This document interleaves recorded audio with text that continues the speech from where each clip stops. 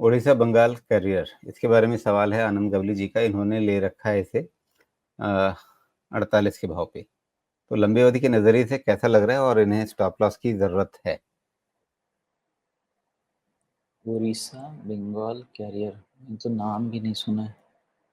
वो RRI है क्या? और नहीं, जी। 2 R तो नहीं है। उड़ीसा होना चाहिए।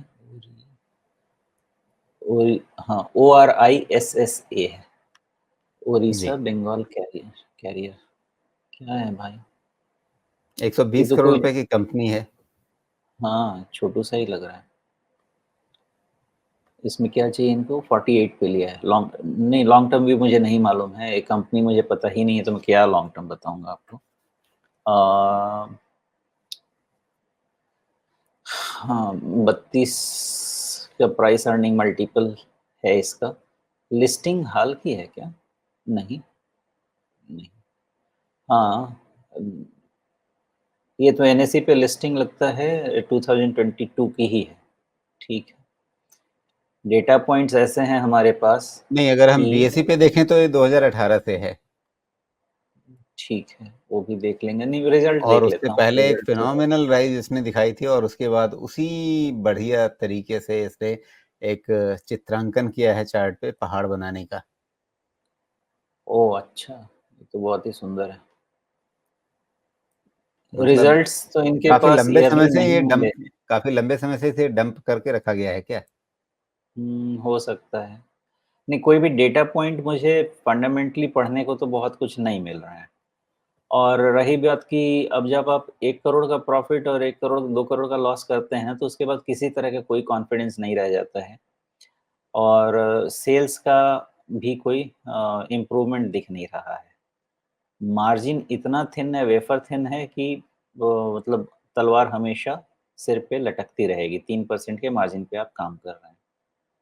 उम, मुझे ये तो वैल्यूएशन अभी भी बहुत, मतलब इतने अ, कम मार्जिन के लिए और सेल्स ग्रोथ नहीं है, मुझे तो लगता है इसका आधा वैल्यूएशन भी मैं दूँ तो ज़्यादा ही लगता है मुझे। नहीं, एनीवेज़, जब जो बाजार है में सो आपको इतने अच्छे-अच्छे मौके मिलते रहते हैं हमेशा, तो क्यों ऐसे शेयरों को लेकर के माथाफोड़ी करनी है? बता दिया होगा किसी ने।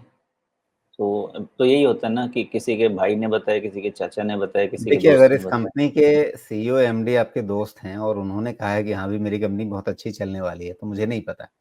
लेकिन वो इनसाइडर ट्रेडिंग वाले दायरे में आ जाएगा।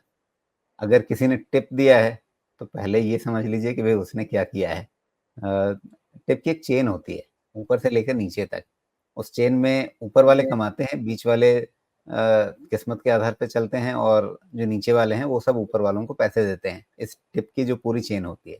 तो अगर आपने टिप के बेसिस पे लिया है, तो फिर तो खैर आपकी किस्मत। अगर आपने कोई स्टडी की है, तो फिर हम ही लोगों का ज्ञान बढ़ाइए, क्योंकि पहली नज़र में जो आंकड़े दिख रहे हैं, वो आंकड़े कुछ बता नहीं रहे हैं। तो फिलहाल मतलब चैन की नींद वाले शेयरों में जाइए, क्यों इस तरह से? बात सही कह रहे हैं, इन्होंने पूछ दिया है तो एक जवाब दे देता हूँ, अगर इनको काम जी। कर जाए तो ठीक है। वो जवाब ये है कि 54 के नीचे जब तक क्लोज़ नहीं होता है, आप ये एक्सपेक्ट कर सकते हैं, चाहे जैसा भी स्टॉक हो, 54 से लेके मेबी 65 टू 70 के रेंज तक, इसी रेंज में ये रहे। जिस दिन 54 के नीचे क्लोज़ हुआ, और भगवान मालिक है, इन सब कंपनीज़ का मुझे नहीं पता एकदम से। अभी जी। रिज़ल्ट भी नहीं आया है। 54 के नीचे क्लोज़ हुआ, फिर उसके बाद जितना प्रार्थना कर सकते हैं करिए। जी, बिल्कुल। लेकिन शुमिश, मेरा ये ऑब्जर्वेशन है कि जब कंपनी बहुत छोटी होती है, जिसमें वॉल्यूम बहुत ज़्यादा नहीं होता है, तो उसमें टेक्निकल पे बहुत भरोसा करना चाहिए क्या? नहीं, नहीं, नहीं, नहीं, पहला फंडामेंटल, कोई भी कंपनी हो। देखिए, ट्रेडिंग एक अलग बात है, ट्रेडिंग के लिए लिक्विडिटी चाहिए, ट्रेडिंग का तो ये कैंडिडेट ही नहीं है, रूल्ड आउट। ट्रेडिंग के लिए नहीं, डिसेंट लिक्विडिटी के लिए आपका 1000 करोड़ का तो हम मार्केट कैप कम से कम चाहिए। नहीं, और एक नहीं दिन तो, में 1000 डेढ़ हज़ार शेयर बिकते हैं, उसमें क्या आप कर लेंगे?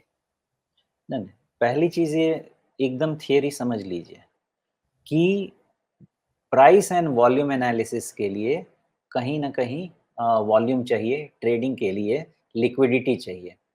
100 करोड़, 500 करोड़ वाले स्टॉक में ट्रेडिंग नहीं किया जाता है। मिनिमम, एकदम मिनिमम से मिनिमम 1000 करोड़ तो कम से कम लगेगा, वो भी काफ़ी नहीं है, 10,000 करोड़ कम से कम होना चाहिए, तब आपको एग्ज़िट रिस्क नहीं रहेगा।